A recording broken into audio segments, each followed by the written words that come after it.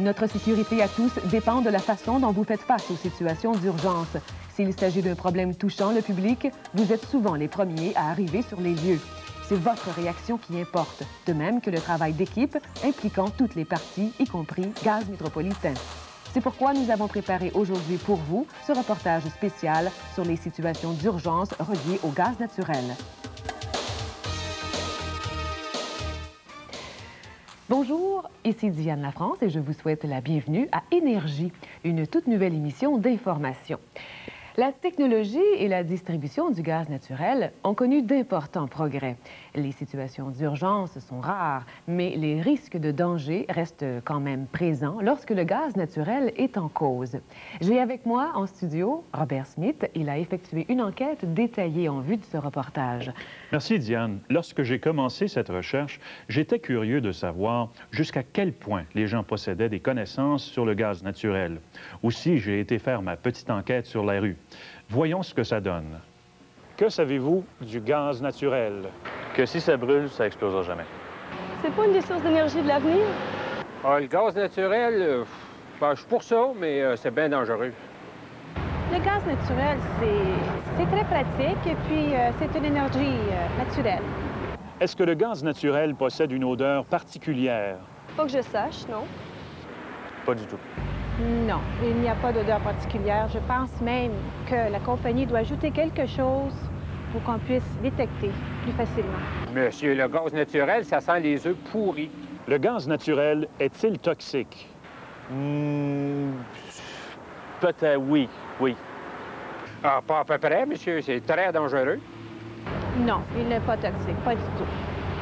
Je dirais qu'en forte concentration, il pourrait être toxique. Est-il plus lourd ou plus léger que l'air? Oh, c'est plus léger. C'est beaucoup plus lourd, ça reste toujours au sol. Sans doute plus léger que l'air? Oh, d'après moi, c'est pas mal plus pesant. Croyez-vous que le gaz naturel s'enflamme à la moindre occasion? Ah, pas facilement, même, je dirais très, très rarement. D'après moi, ça prendrait certaines conditions pour brûler. Absolument, ça s'enflamme automatiquement. Ah, monsieur, ça brûle, ça, une vraie folie. Puis même que des fois, ça pète, hein? Voici des opinions bien différentes. Qui a raison? Avant de passer aux réponses, j'aimerais vous présenter M. Yves Brousseau, chef de groupe Service aux appareils chez Gaz Métropolitain. Bonjour, Robert. Afin de vérifier vos connaissances et celles des téléspectateurs, j'ai préparé un court questionnaire sur les caractéristiques du gaz naturel. M. Brousseau nous donnera les vraies réponses, mais voyons d'abord les questions. Est-ce que le gaz naturel possède une odeur particulière? Le gaz naturel ne possède aucune odeur. L'odeur que vous percevez est celle du mercaptan. Il s'agit d'un produit chimique que Gaz Métropolitain ajoute afin que l'on puisse détecter toute fuite de gaz strictement à son odeur. Le gaz naturel est-il toxique? Le gaz naturel n'est pas toxique. Toutefois, si une pièce fermée se remplit graduellement de gaz, ce dernier déplace l'air, ce qui peut provoquer éventuellement la suffocation. Le gaz naturel est-il plus lourd ou plus léger que l'air? Le gaz naturel est plus léger que l'air. Aussi, en cas de fuite de gaz à l'extérieur, il se dissipe très rapidement dans l'atmosphère. Le gaz naturel s'enflamme-t-il facilement? Le gaz naturel brûle uniquement s'il est mélangé avec de l'air dans des proportions spécifiques. Alors expliquez-nous, M. Brousseau, qu'est-ce que ça prend pour que le gaz naturel s'enflamme? Tout d'abord, le gaz naturel ne s'enflamme pas du tout quand il y a trop ou pas assez d'air. Nous avons en ce moment une concentration de gaz inférieure à 5 %. C'est trop pauvre.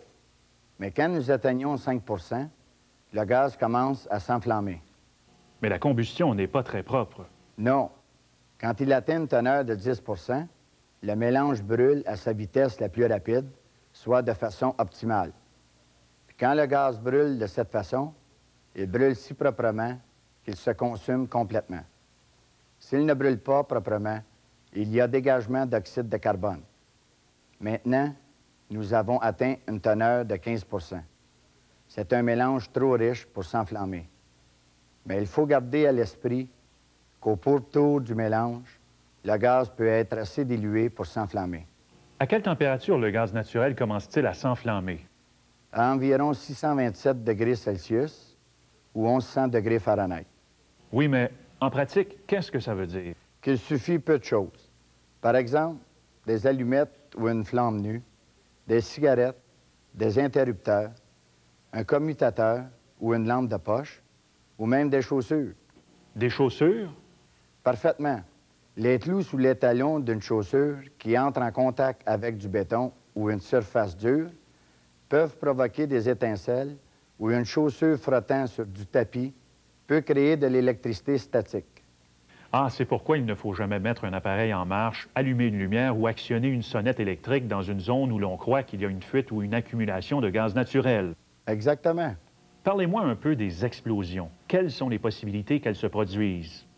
Elles sont minimes. Il est important de rappeler ceci. Du gaz naturel qui brûle n'explose pas. C'est peut-être une décision difficile à prendre, mais il ne faut pas éteindre une flamme extérieure alimentée par du gaz naturel suite à un bris de conduite, à moins que des vies soient en danger. Il faut laisser ce travail à Gaz Métropolitain. Nous avons des experts en la matière qui sauront comment éteindre une flamme de gaz naturel.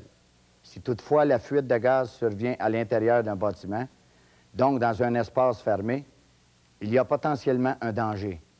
Il faut évacuer et ventiler adéquatement les lieux. Merci, M. Brousseau. Je pense qu'on en sait beaucoup plus maintenant sur le gaz naturel. Absolument, c'était très intéressant, merci. Alors, quels ont été vos résultats au questionnaire? Eh bien, je savais que le gaz naturel n'était pas toxique, mais je ne savais pas que l'on devait y ajouter un produit pour l'odeur. Et j'ai été surprise aussi d'apprendre que le frottement d'une chaussure sur du tapis pouvait créer une étincelle suffisamment chaude pour enflammer le gaz naturel s'il se trouve dans un mélange air-gaz adéquat. Tout ce qui peut produire une étincelle, même de l'électricité statique.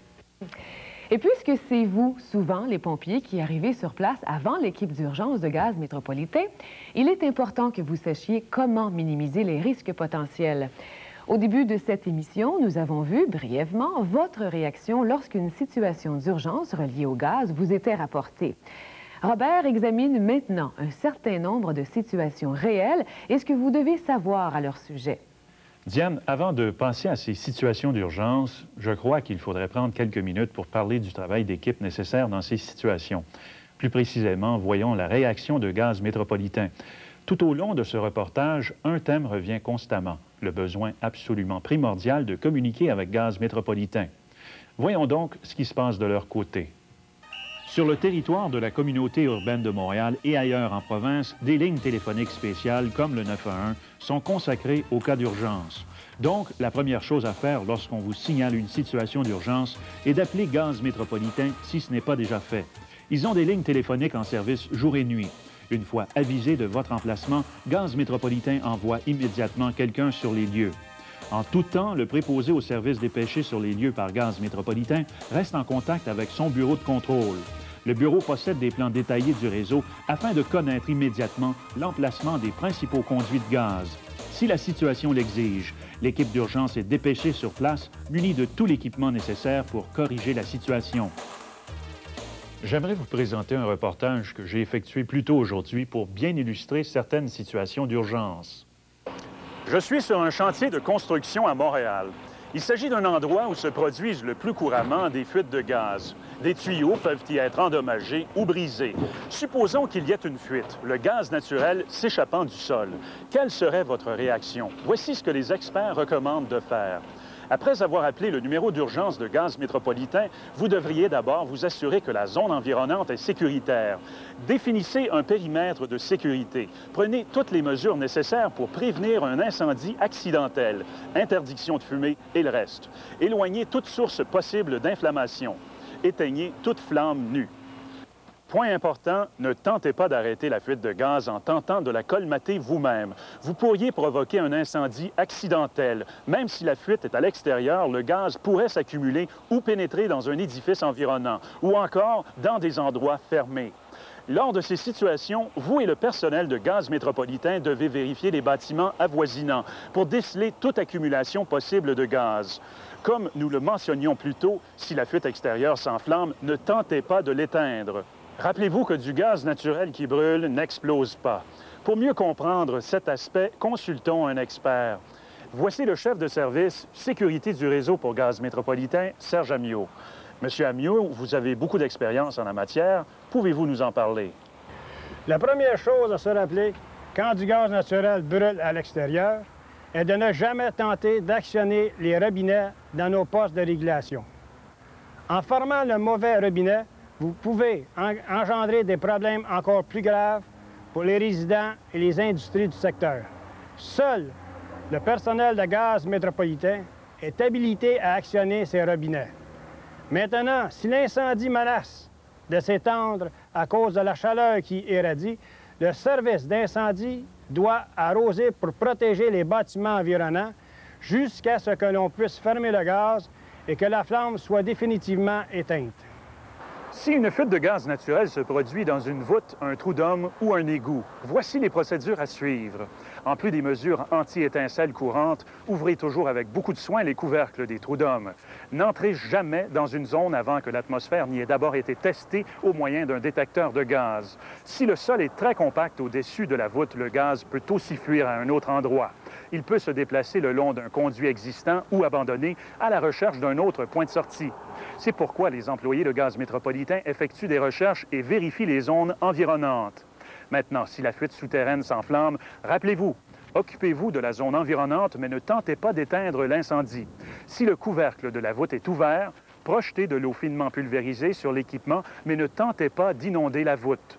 Quelquefois, les conduits d'évacuation brisés ou bouchés d'un appareil ou d'une cuisinière à gaz peuvent provoquer des fuites de produits de combustion.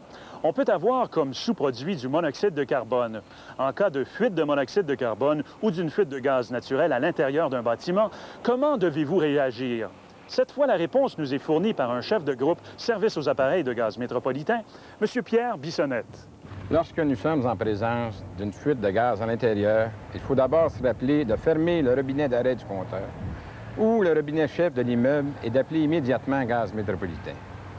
Il faut également appliquer toutes les mesures dont nous avons parlé plus tôt afin d'éviter un incendie accidentel. Quant au monoxyde de carbone, il s'agit d'un sous-produit d'une mauvaise combustion.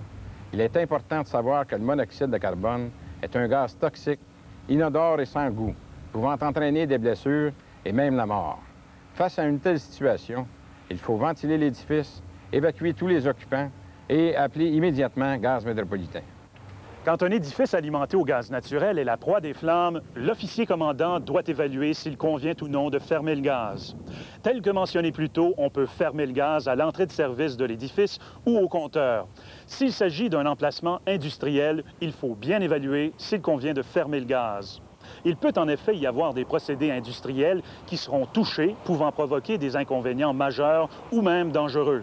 Le point le plus important, ne jamais rouvrir des valves de gaz que l'on a fermées. Laissez cette manœuvre au personnel de Gaz Métropolitain. Merci, Robert. Et comme on peut le voir, il faut prendre beaucoup de choses en considération.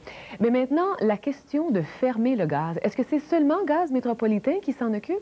Ça dépend, Diane. Gaz Métropolitain a produit un dépliant comme celui-ci qui explique quoi faire en cas d'urgence.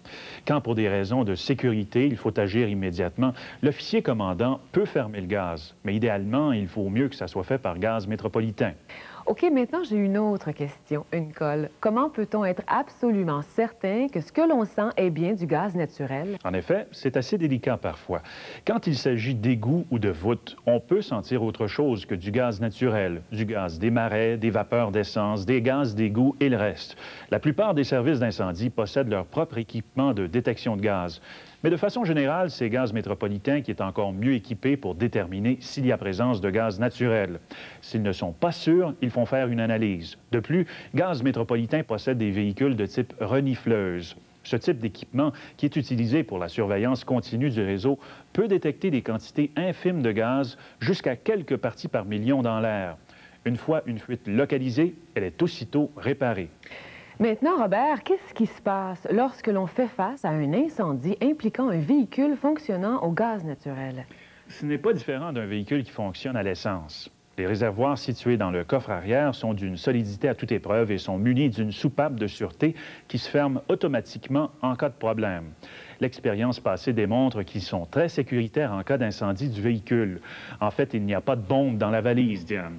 Très impressionnant. Mais on n'a pas encore parlé des autres combustibles, le propane ou le butane, par exemple. Est-ce que le service d'incendie et Gaz Métropolitain s'occupe aussi des cas d'urgence touchant l'usage de ces combustibles? Oui, certains appareils peuvent brûler soit du gaz naturel, du propane ou du butane. On procède dans ces cas de la même façon, à la différence que le propane et le butane sont plus lourds que l'air, ce qui fait qu'une ventilation normale des lieux ne peut corriger la situation. Pour ventiler et éviter que ces gaz ne s'enflamment, il faut utiliser des ventilateurs antidéflagrants. Ils ne produisent pas d'étincelles et peuvent évacuer les gaz des points bas où ces derniers s'accumulent. Merci beaucoup, Robert. Excellent travail. Merci, Diane. Comme vous êtes à même de le constater, il faut penser à une foule de choses en cas de situation d'urgence où le gaz naturel est impliqué. Nous avons abordé plusieurs sujets et je crois qu'il serait utile de revoir brièvement les actions importantes à prendre face à ces situations. D'abord, aviser immédiatement Gaz Métropolitain. N'utilisez aucun matériel ou dispositif dans la zone pouvant provoquer une étincelle, y compris les sonnettes et interrupteurs. Si la situation l'exige, endossez vos appareils respiratoires dans les endroits clos. Ne tentez pas d'éteindre une flamme de gaz à moins que ce ne soit absolument nécessaire. Utilisez de l'eau pulvérisée seulement sur les zones environnantes. Enfin, une fois qu'une valve de gaz est fermée, ne la rouvrez jamais. Laissez ce travail à Gaz Métropolitain.